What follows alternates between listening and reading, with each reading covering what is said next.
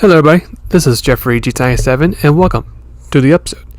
In this episode we got ourselves quite a special combo using the Honda NSX and the Audi R8.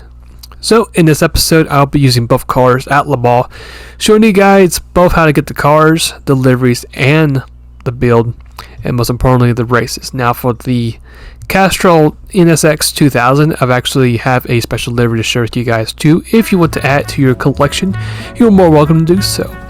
So I'm looking forward for this episode. Hopefully this episode will help you out a lot, especially in your Le Mans grinds.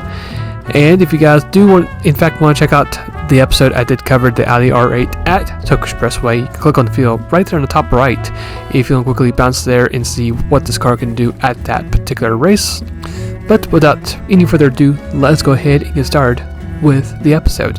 So in order to find the Castrol NSX, this car can be found at the Legends car dealership.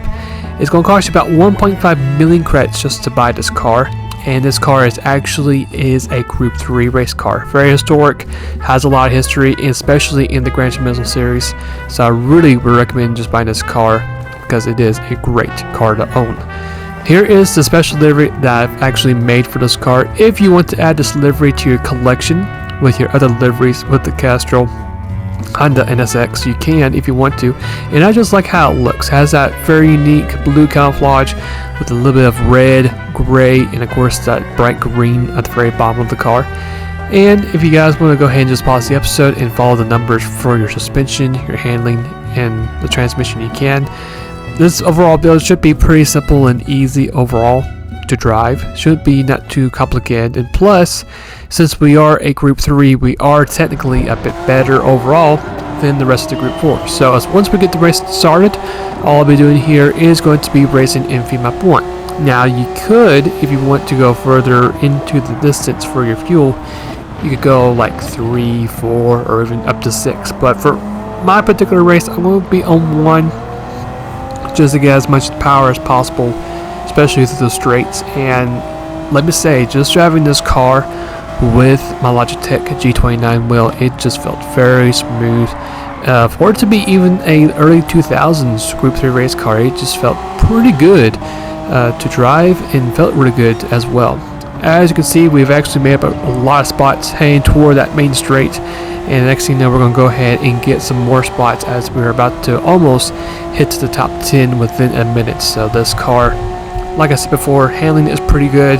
The gas mileage is also very good too. You probably could go a little bit past 3 laps, and if you probably manage to actually stretch it out, you could probably easily go to 4 laps if you want to. As we get through the first chicane, we're going to go ahead and move ourselves to P8. We got ourselves yet another bit of a crowd right in front of us as we're going to pass the Honda Genesis right there.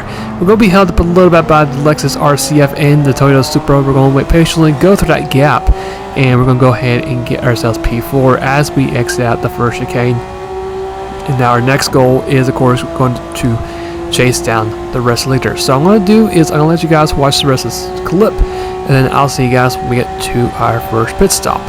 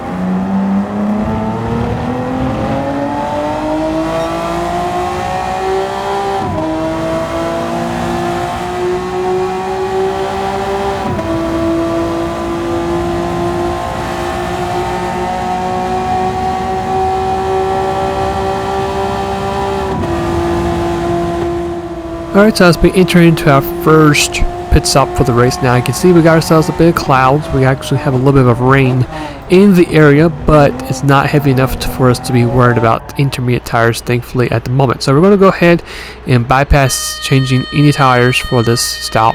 All I'll be doing here is just refilling the car with fuel, and that's going to be it. But you can just see the gap between ourselves and P2 of the Dodge Viper is quite pretty big. So like I said before, the car just felt really good, very smooth, especially with a little bit slightly worn tires in this race. And plus, since the tires are in really good shape, it's going to give us a bit of more of an edge over the rest of the field that will have to make their pit stop around lap 3. But as we go ahead and refill the car up with fuel, we're actually going to try to make it on one more stop. We do know we have to make it one more time at least. As we pull up pit road, fast forward to our last pit stop, is going to be lap 6. We're going to dive in just one more last time, just for a refuel. Is basically it. The tires still hold up pretty nicely, even though you can tell there's a bit more tire degradation on the tires themselves, but just like the whole entire race, I couldn't tell anything different of how the car drove or the handling whatsoever. The car just was still quick, felt very smooth and flexible around the track as well, which is really good for this particular track. So like I mentioned before, just do yourself a refuel. Now I would recommend just going by the time on the bottom right, and you can see we've actually are just now hit below 4 minutes, so that's going to be an easy telltale sign that you need at least 1 lap's worth of fuel. So we got ourselves 1.3, and as we finish up the race, we're going to be well within 0.5 laps remaining of fuel. Cross the that last bit of chicane for the last time, and that's going to be it for our run. So very successful, very quick Le Mans build using the classic Castrol Honda NSX. And we'll put a couple of the back markers a lap down too, which was also a big plus as well. Got ourselves that nice, clean, sweet race bonus, and that's going to be it for race number 1. Now switching over to race number 2 with the Audi R8. If you guys are curious on how to get this car, here it is right here. It's going to be a pretty affordable 166,000 credits. Now the car that we're using is going to be the older R8 and not the newer one. That's one thing I want to make clear for this particular run. After you grab this car, we're going to go ahead and pretty much throw in any livery that you want. But if you want to go ahead and just copy what you see on the episode, you can. This livery here is the same one that I did use for that Tokyo Expressway 600 race. I did a couple episodes prior to that. So if you want to download it, you can. If you want to use your own livery, you can. Now, if you would rather have the parts rather than the livery, that's totally fine. I'll be showing you guys the parts themselves, so starting off with the rims. Here they are right here, if you want to grab them. After that, here's the front bumper, type A. And then for the side of the car, it's going to be type A. And then for your last part, it's going to be the custom wing set. And that's going to be it for your parts from Car Customization. Moving on to the build, as you can see, we got ourselves some racing medium tires. And just like we did before, if you want to go ahead and just pause the episode, align your numbers with the suspension, the full diff, you can, the downforce, and of course the transmission. And that's going to be pretty much simple and easily like that for the first part of the page. Second part of the page, it's going to be just as easy. Just make sure you have the medium RPM turbocharger, of course. And some parts you can just leave them, but pretty much everything you can get your hands on that tuning shop you can. Just make sure you just pause the episode. Make sure you have each component added to the car, and you'll be good to go. Now for this particular run here, since we got ourselves a really upgraded, high-leveled Audi R8, we're going to go fuel map 6. Now, saying that, you might be thinking, well, you're going to kill a lot of the speed. Well, in some ways, yes, but doing this, not only are we going to allow ourselves to really stretch out the fuel, but this car pretty much has a really good speed overall, and of course, having that weight reduction is going to pretty much outmatch the speed of the Group 4. So you can see we might not be as close up front to or up toward the scale like we were with the Honda NSX, but once we get to the main straightaway, that is when the car is going to come to life. So as you see here, we're just now hit the top 10. We're at about 50 seconds and continuing on our way toward the first chicane. And the coolest part about this car, you can see we're about to exceed over 180 almost, as we are right there.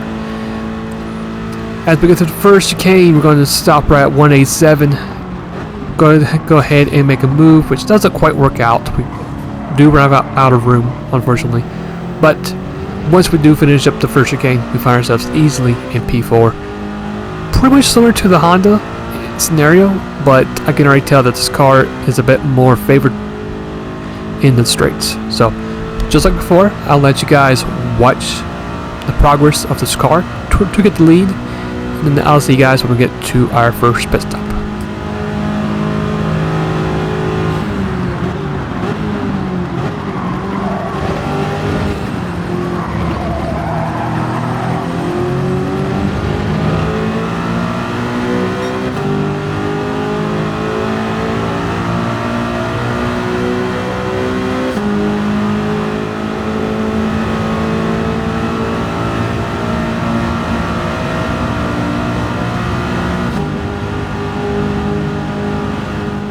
Alright, so as we continue on with the race, now lap 3 is going to be our first pit stop, and you can just see that the track is pretty much in wet tire conditions. We just had ourselves a huge massive rainstorm on lap 3, and luckily for us we'll be the first car in pit road to actually do get tires that will really benefit this type of racetrack. And you can see there's a huge line, I think from third place all the way back to the pack, but luckily for us, going to go ahead and get that advantage. Just change tires, make sure the fuel is all the way 100% with inters or wets. I'm going to do inters, but I prefer wets at that particular point. And thankfully, when lap 6 did manage to roll around, the track was dry enough to get back on slicks, and of course you can see that bright blue sky back out on the track. And just like before, we're going to go ahead and get ourselves some slicks.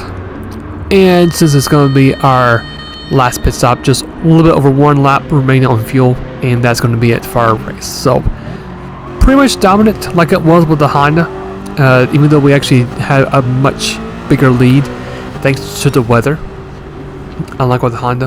Yeah, but it's just the same result. Very dominant and easily won the race by a huge margin. And that's pretty much going to be it for the episode, so hopefully these 2 builds will give you a lot of credits, especially at Le Mans. So a quick preview of the next episode. I did notice that we have ourselves the McLaren MP44, which is the historic Formula 1 car that was driven by Ayrton Senna and Alan Prost back in their days of driving for McLaren. It's back in the Electric Car dealership, and I thought this would be a great opportune time to make a updated guide video with this car at Sardinia. So that's going to be the next theme for the episode. Hopefully you guys did in fact enjoy today's episode. If you did, why not go ahead and leave a like. If you loved being able to get as much information as possible out of these builds and like see some more content, why not go ahead and hit that subscribe button as well. If you have a particular build you'd like to see, you're more welcome to put it out in the comments, and I'll try my best to do them. Until then, I'll see you guys later, and take care.